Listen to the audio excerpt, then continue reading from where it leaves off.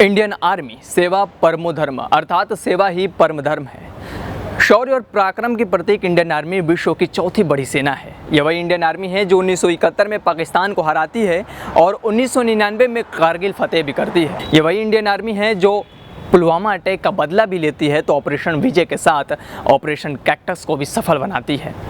शौर्य, वीरता और प्रकाष्ठा की गाथा को खुद में समेटी इंडियन आर्मी में आज सैनिक नहीं बल्कि मजदूर भर्ती हो रहे हैं। ऐसा हम नहीं बल्कि कांग्रेस के नेता राहुल गांधी कह रहे हैं। पूरा माजरा क्या है, पूरा मामला क्या है, आखिर सेना को लेकर सवाल क्यों उठ रहे हैं, सेना पर सियासत क्यों हो रही है, सब कुछ हम बताएंगे।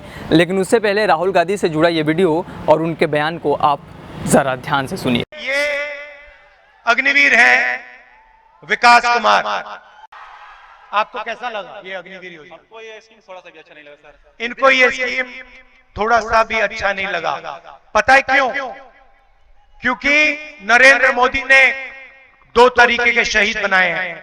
इनको विकास कुमार को कहा जा रहा है कि तुम जाओ, तुम्हारे दिल में देशभक्ति की भावना है, तुम जाओ, तुम बॉर्डर पे खड़े हो, बिना ट्रेनिंग के, बिना पेंशन के, बिना कैंटीन, अगर तुम शहीद होते हो तो हिंदुस्तान की सरकार तुम्हारे साथ नहीं खड़ी होगी।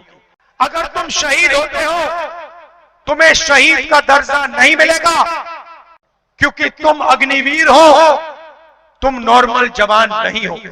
यह सिर्फ सेना का नहीं, हर देशभक्त का अपमान है और हम इस बात को मानने के लिए तैयार नहीं है। अभी आपने जिस लड़के को देखा वो एक अग्निवीर था, जो एक आम इंसान है। वही अग्निवीर जिसकी योजना जून 2022 में मोदी सरकार लेकर आती है और इसे लागू करने के बाद इसका नाम अग्निपथ स्कीम दिया जाता है।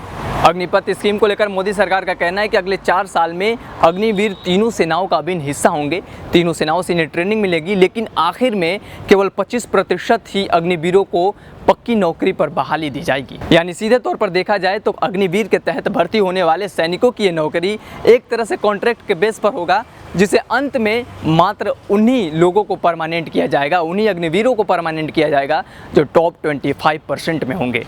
अग्निवीर को लेकर आखिर सियासत क्यों हो रही है, इस पर हम चर्चा करेंगे। लेकिन उससे पहले अग्निवीर और अग्निपथ स्कीम से जुड़े जो खास और मुख्य तथ्य हैं उसे जान लीजिए। लोकसभा चुनाव के प्रचार में सेना भर्ती की अग्निपथ योजना चर्चा का विषय बन रही है। कांग्रेस पार्टी के पूर्व राष्ट्रीय अध्यक्ष राहुल गांधी इस मुद्दे को अपनी चुनावी सभाओं में उठा रहे हैं। वे युवाओं को आश्वासन दे रहे हैं कि सत्ता में आने पर अग्निपथ योजना को खत्म कर देंगे। दरअसल अग्निपथ योजना एक तरह से कॉन्ट्रैक्ट टाइप की नौकरी की तरह है, जिसमें 4 सालों तक अग्निवीरों की भर्ती तो होगी, लेकिन 4 साल बाद केवल 25% युवाओं को भी सेना में परमानेंट की बहाली दी जाएगी।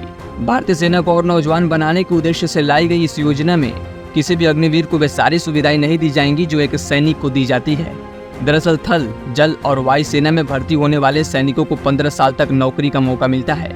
15 साल के रिटायरमेंट के बाद उनके परिवार को पेंशन दी जाती है जब तक उनकी पत्नी जिंदा रहती है। लेकिन अग्निपथ स्कीम में 4 सालों तक काम करने वाले अग्निवीरों के लिए किसी भी प्रकार के पेंशन से जुड़ी योजना नहीं है।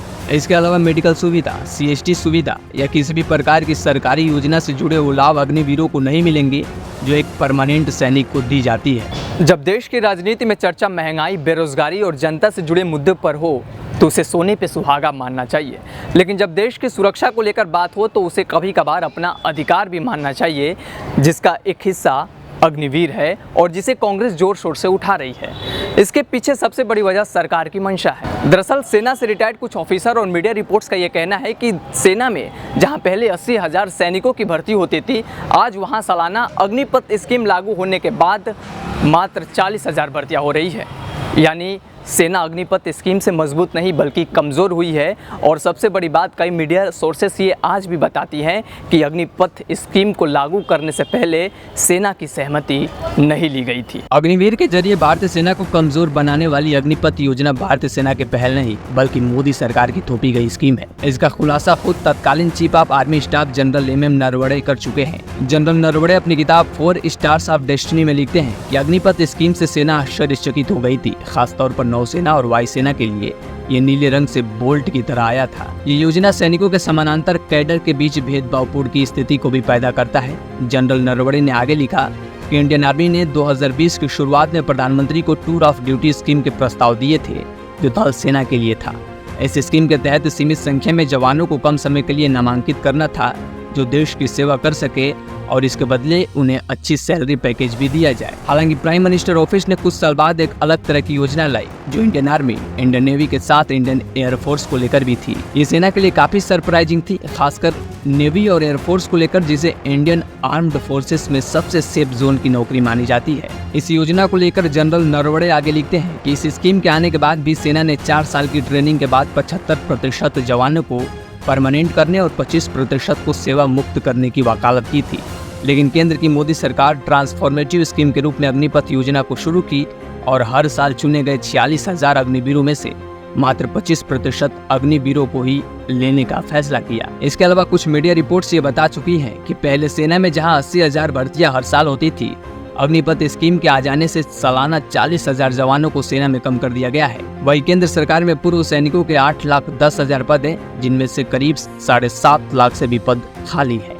तो ये उस अग्निपथ स्कीम की कहानी है जिस पर कांग्रेस के हल्ला बोल को राजनीति के तौर पर नहीं बल्कि अपने अधिकार के तौर पर देखना चाहिए, क्योंकि सवाल देश की सुरक्षा के साथ देश की सेना और उन नौजवानों का है जिसे सोने से पहले और जगने के बाद सेना की वर्दी की चमक ट्विंकल ट्विंकल स्टार के जैसे नहीं बल्कि सूर्य के समान शौर्यवान दिखता है।